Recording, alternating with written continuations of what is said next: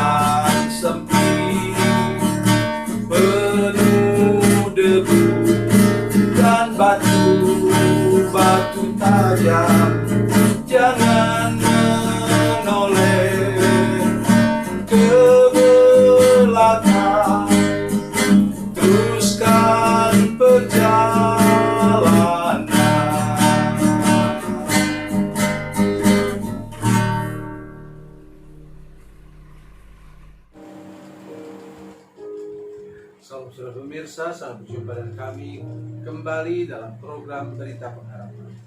Sekali ini saya mau mengunjungi, melawat saudara-saudara sekalian untuk mengingatkan kita. Mari kita menjadi orang percaya yang lebih peka kepada firman Tuhan, lebih serius lagi ikut apa yang Tuhan katakan. Sebelum mendengarkan firman Tuhan, mari kita berdoa. Bapa, dalam nama Yesus kami datang kepadamu Tuhan, membawa kesempatan mendengarkan firman Tuhan pada malam hari ini. Kami berdoa untuk para pemirsa kami Tuhan yang mungkin sudah lelah, sudah capek menantikan pemulihan daripada Tuhan. Kami diingatkan kembali pada malam hari ini supaya kami lebih serius lagi mengikuti apa yang Kau perintahkan dan tidak sama sekali melakukan apa yang Kau larang. Terima kasih Tuhan. Roh Kudus bantu kami, bantu para pemirsa, bantu semua jemaat yang mendengarkan, yang menyaksikan program ini. Dalam nama Yesus. Amin. Mari kita bersama-sama membaca firman Tuhan pada hari ini dari Perjanjian Baru, surat Galatia pasal 6 ayatnya yang ke-7. Galatia 6 ayat 7, demikian firman Tuhan. Jangan sesat, Allah tidak membiarkan dirinya dipermainkan. Karena apa yang ditabur orang, itu juga yang akan dituainya. Amin. Saudara sekalian, bagaimana orang bisa mempermainkan Tuhan? Orang mempermainkan Tuhan itu mempermainkan firman Tuhan. Apa yang firman Tuhan suruh, itu yang dia langgar. Atau apa yang Tuhan larang, itu yang dia cari-cari macam-macam alasan untuk melakukannya.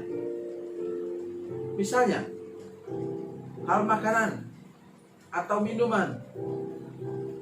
Kita berdalih macam-macam untuk melakukannya. Padahal mungkin para dokter pun mengatakan bahwa itu tidak baik untuk kesehatan kita. Sebaliknya apa yang Tuhan suruh, yang paling sering kita langgar ialah hal persepuluhan. Bermacam-macam cara kita tanya. Dan pada akhirnya tidak memberikan persepuluhan. Oleh karena itu pada malam hari ini saya menolong kita untuk punya hati yang lebih peka. Punya sikap hati dan pikiran yang lebih lurus, tulus, dan kudus di hadapan Tuhan. Sehingga kita menjadi orang yang peka. Orang yang peka. Sehingga tidak mudah untuk tergoda melanggar firman Tuhan. Tidak mudah tergoda untuk cari-cari alasan untuk tidak melakukan firman Tuhan. Itulah yang pesan utama yang ingin saya sampaikan.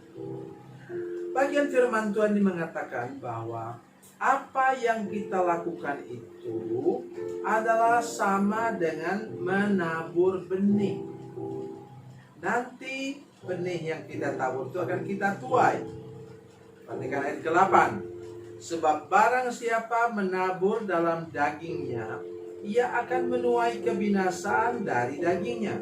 Tetapi barang siapa menabur dalam roh, ia akan menuai hidup yang kekal dari roh itu. Bapak Ibu saudara-saudara sekalian, menanam kemudian menabur. Ini lagi yang sungguh harus kita mengerti apa kata firman Tuhan ini. Maksudnya apa? Adakah di antara saudara yang misalnya minum minuman keras langsung meninggal pada waktu itu juga? Nah,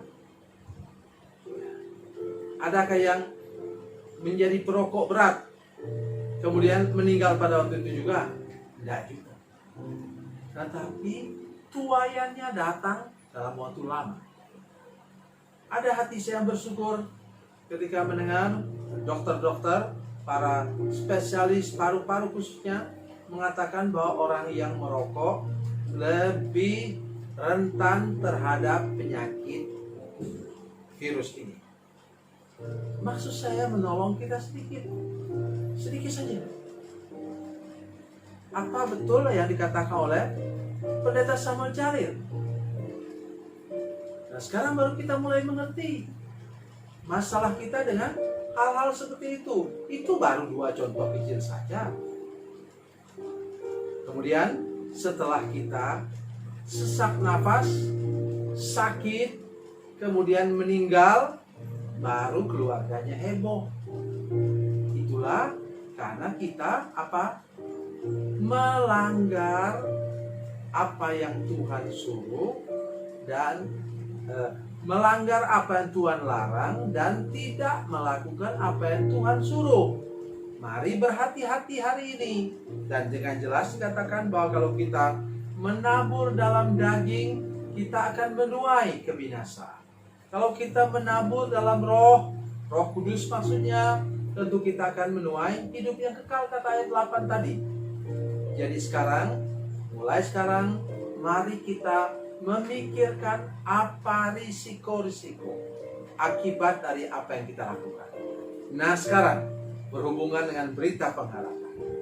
Kalau begitu, maka kita sesudah mendengar firman Tuhan, mari kita lebih serius lagi, lebih mantap lagi, lebih tekun lagi melakukan apa yang Tuhan perintahkan. Tentu jangan menambah-nambah firman Tuhan, kata firman Tuhan. Nanti baca kitab Wahyu bagian terakhir. Tetapi maksudnya lebih serius lagi. Tidak melakukan apa yang Tuhan larang dan melakukan apa yang Tuhan suruh. Itu menyangkut nomor 1 apa? Gereja. Mari berhenti mengucapkan kata-kata kutuk, kata-kata putus asa. kayaknya kami sekeluarga tidak bisa bertahan lagi. Jangan ucapkan itu. Saudara tidak punya iman kalau demikian. Kalau saya mengatakan seberat apapun masalah yang saya hadapi, saya pasti bisa mampu dan menang melewatinya. Itu ucapan kata-kata pengharapan. Kemudian apalagi? Jangan mengucapkan kata-kata yang ya percuma saja berdoa. Hati-hati saudara sekalian. Nanti lumbung sudah di surga itu jebol lantainya. Padahal sudah berdoa 10 tahun, karena terlalu lama, maka sudah katakan percuma berdoa. Hati-hati mengucap kata-kata seperti itu. Itu seperti mempermainkan Tuhan. Mengapa? Tuhan yang suruh kita berdoa. Setidak-tidaknya Matius pasal 7 ayat 7 mengatakan apa? Mintalah maka akan diberikan kepadamu. Carilah maka kamu akan mendapat. Ketoklah maka pintu akan dibuka. Itu disuruh berdoa. Disuruh minta, disuruh cari, disuruh ketok pintu hati Tuhan. Yang terkenal dalam perjanjian lama adalah Mazmur 50 ayat 15. Sudah masih ingat itu? Apa katanya? Berserulah kepadaku pada waktu kesesakan. Aku akan melepaskan engkau, dan engkau akan memuliakan namaku. Lah, kalau Tuhan menyuruh kita berdoa, maka wajiblah kita berdoa. Dan Tuhan menjanjikan apa? Menjanjikan pemulihan dan berkat daripadanya. Ingat itu baik-baik. Dan pada malam hari ini pesannya jelas. Apa yang kau tabur, itu akan kau tuai. Karena itu taburlah kabar baik, berita sukacita, kabar kemenangan. Hiduplah penuh pengharapan, supaya sudah menuai di depan sana berkas-berkas yang luar biasa, berkat pemulihan daripada Tuhan. Tuhan Yesus memberkati, Tuhan Yesus baik. Mari kita berdoa. Bapa, dalam nama Yesus, terima kasih banyak. Engkau sudah memberi kepada kami peringatan, supaya kami tidak pernah mempermainkan firman Tuhan, tidak pernah mempermainkan Tuhan. Kami melakukan apa yang Tuhan suruh dengan rajin, dan kami tidak mau dan meninggalkan apa yang Tuhan larang. Terima kasih Tuhan, buatlah kami menjadi orang yang menabur kebaikan, menabur untuk kemuliaan bagi nama Tuhan di depan sana. Dalam nama Yesus, haleluya, amin.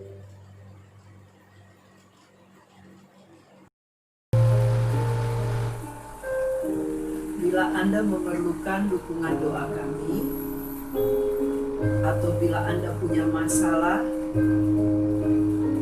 yang ingin didoakan, silakan menghubungi